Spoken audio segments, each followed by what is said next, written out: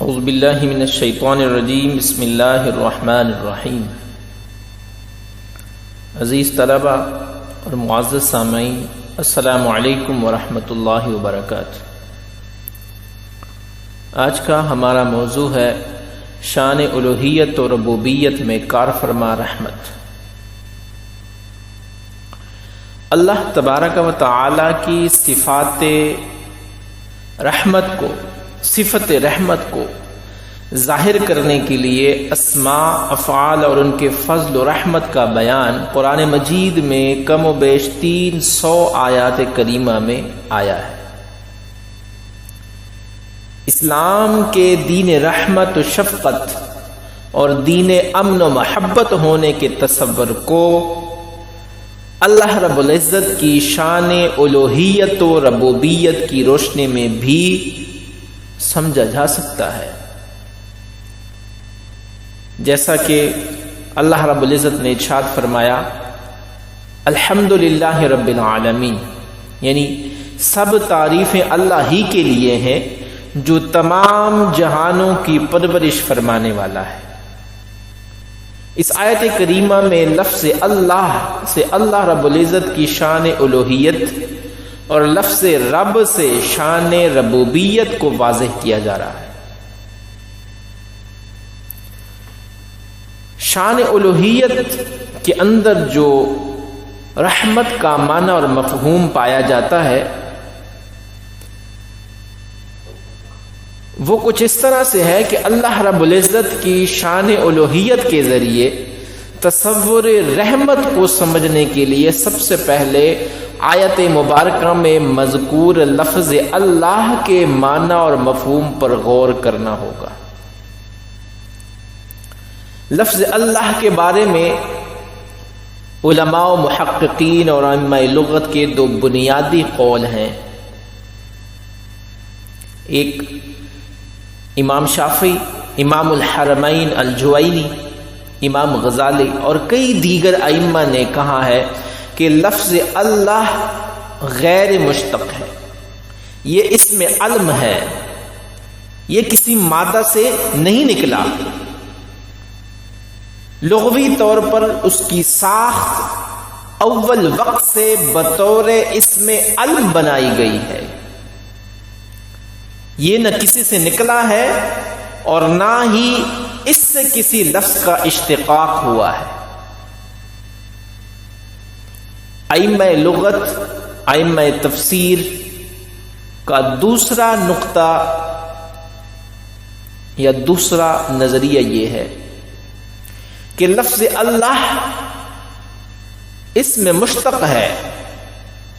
ان ائمہ نے ان کے 8 مادہ ہائے اشتقاق اوریجنز بیان کیے ہیں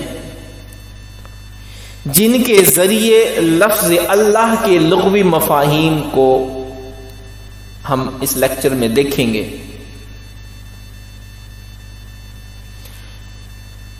ان 8 مادہ ہائے اشتقاق میں سے کسی ایک معنی میں بھی جبر، سختی، قہاریت، جباریت کا معنی نہیں پایا جاتا۔ اللہ رب العزت نے اپنی شان الوہیت اور ربوبیت کے اظہار کے لیے جو الفاظ منتخب فرمائے ہیں ان کے جتنے بھی ممکنہ معانی ہیں ان سب میں ایک معنی بھی جبر یا سختی پر دلالت نہیں کرتا۔ جیسے کہ سب سے پہلا معنی لفظ اللہ الہ سے مشتق ہے۔ امام راغب اصفہانی نے کہا ہے کہ اللہ کا لفظ اصلاً الہ سے ہے۔ لفظ اللہ حاصل کرنے کے لیے الہ کے حمزہ کو حذف کیا گیا ہے، پھر اس پر الف لام داخل کر دیا گیا ہے تاکہ ذات باری تعالیٰ کے لیے خصوصیت کے اظہار کا باعث بنے، یہ اس ذات باری کے لیے خاص ہو جائے۔ چنانچہ لفظ اللہ کا پہلا مادہ اشتقاق الہ ہے جس کا معنی ہے عبادت کرنا۔ لفظ اللہ آلہہ سے مشتق ہے، یہ دوسرا معنی ہے۔ لفظ اللہ کا دوسرا مادہ اشتقاق آلہہ، جس کا معنی تحیر اور درماندگی ہے، یعنی جس معبود برحق کی عظمت ذات، حسن و جمال اور کمال شان و رفعت سے انسانی عقل حیرت زدہ ہو جاتی ہے، ایسی ذات کے لیے الہ اور اللہ کا لفظ استعمال کیا جاتا ہے۔ تیسرے نمبر پہ لفظ اللہ آلہہ سے مشتق ہے، اس کا معنی سکون پانا ہے۔ ظاہر ہے کہ جب کسی ہستی میں اطمینان، رحمت، شفقت، عنایت یعنی لطف و کرم جیسی تمام خوبیاں پائی جائیں، تب ہی دلوں اور روحوں اور شخصیتوں کو اس ذات سے سکون ملتا ہے۔ جیسے کہ عربی میں کہتے ہیں الہت الی فلان ای سکنت الی، میں فلاں کی طرف جھکا یعنی مجھے فلاں سے سکون ملا، یعنی میری طبیعت، قلب، روح نے فلاں کی ذات اور شخصیت سے سکون پایا۔ چنانچہ وہ ذات جس سے بندوں کی مضطرب روحیں، بے چین دل اور بےتاب طبیعتوں کو سکون و اطمینان کی دولت ملے، اسے اللہ کہتے ہیں۔ چوتھے نمبر پہ لفظ اللہ الولہ سے مشتق ہے، اس کا معنی ہے عقل کا گم ہو جانا، یعنی عقل کسی کی تلاش میں نکلے، کسی کو جاننا، سمجھنا اور پانا چاہے، مگر وہ ہستی اتنی عظیم ہو کہ عقل اس کا احاطہ نہ کر سکے اور اسی کی تلاش میں گم ہو جائے۔ بس اللہ رب العزت کی ذات وہ عظیم ذات ہے کہ ہماری عقلیں اور نگاہیں اس کا احاطہ اور ادراک نہیں کر سکتی۔ اسی معنی کی بنیاد پر لفظ اللہ الولہ سے مشتق کہا جاتا ہے۔ پانچویں نمبر پہ لفظ اللہ لا ہن سے مشتق ہے، جس کا معنی ہے بلندی اور ارتفاع۔ اتنی بلند اور اتنی بالا ہستی کہ ہر بلند سے بلند تر بلکہ بلند ترین شے بھی اس کے سامنے پست ہو جائے۔ اللہ رب العزت کے اسی بلند و بالا اور اعلی مقام و مرتبے کی وجہ سے اللہ کہا جاتا ہے۔ قرآن مجید میں باری تعالیٰ کی اس بلندی کو یوں فرمایا گیا ہے سبحانہ و تعالی عما یصفون، اور وہ ان تمام باتوں سے پاک اور بلند و بالا ہے جو یہ اس سے متعلق کرتے پھرتے ہیں۔ چھٹے نمبر پہ لفظ اللہ لاہ یلوہ سے مشتق، اس میں مخفف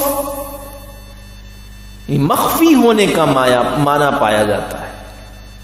اللہ تعالی نے خود اپنے لیے فرمایا هو الاول والآخر والظاہر والباطن، وہی سب سے اول اور سب سے آخر ہے، اور اپنی قدرت کے اعتبار سے ظاہر اور اپنی ذات کے اعتبار سے پوشیدہ ہے۔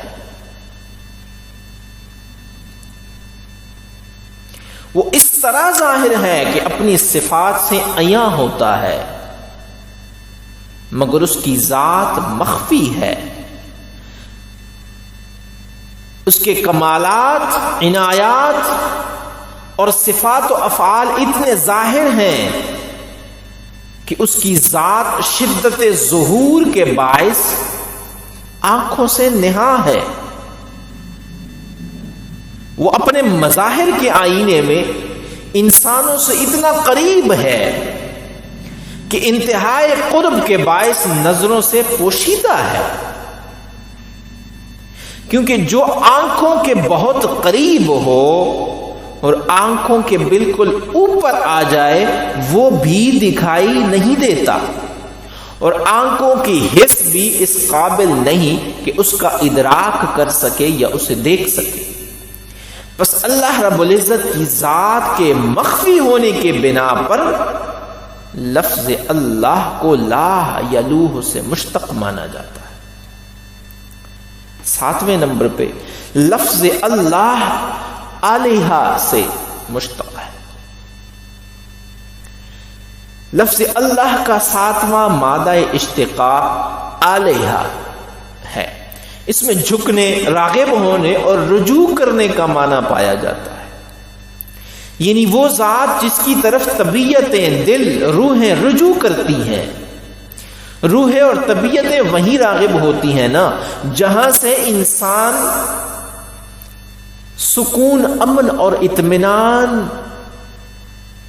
پاتا ہے اور ان کی بے چینی ختم ہوتی ہے۔ چنانچہ اگر کوئی ذات منبع امن، منبع رحمت اور منبع شفقت ہو تو طبیعتیں اسی کی طرف جھکتی ہیں، راغب ہوتی ہیں۔ اللہ رب العزت کی ذات کے منبع امن و رحمت ہونے کی بنا پر تمام طبیعتیں اس کی طرف راغب ہوتی ہیں، اسی لیے اسے اللہ کہا جاتا ہے۔ اور 8واں معنی، 8واں مادہ اشتقاق الہ، اللہ کا 8واں مادہ اشتقاق الہ ہے، مگر اس میں پناہ دینے کا معنی پایا جاتا ہے، یعنی اللہ رب العزت کی ذات ہی حقیقی پناہ دینے والی ذات ہے۔ اس مادہ اشتقاق کے اعتبار سے اسے اللہ کہا جاتا ہے۔ قرآن مجید میں ارشاد ہے وَهُوَ يُجِيرُ وَلَا يُجَارُ عَلَيْهِ إِن كُنتُمْ تَعْلَمُونَ، اور وہ پناہ دیتا ہے اور اس کے خلاف کوئی پناہ نہیں دی جا سکتی، اور اگر تم کچھ جانتے ہو۔ پناہ دینا در حقیقت فعل رحمت ہے، پناہ وہی دیتا ہے جو سراسر رحمت ہو، کیونکہ پناہ دینے کا عمل رحمت کے بغیر ممکن نہیں ہوتا۔